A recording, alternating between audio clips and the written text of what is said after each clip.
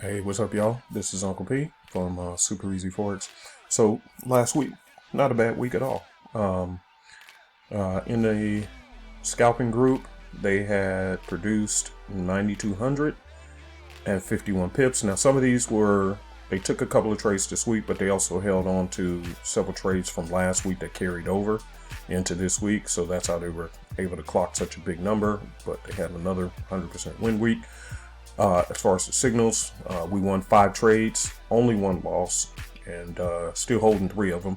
As you guys know, or should know by now, that the Feds came out talking about their interest rate announcements and that they potentially are going to be scaling back. We'll see how that goes, but that did affect the market, as many of you guys saw. And then there also came in the Evergrande real estate collapse that happened up in China, but it's sending ripple effects throughout all over the world because they were the largest holder of real estate, not just here. They also were involved in electric cars and other things. So we'll see how that plays out, but over the coming week. But that's what moved the JPY like it did.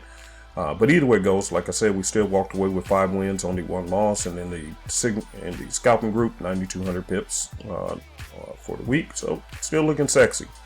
All right, this is the report. Thank you very much.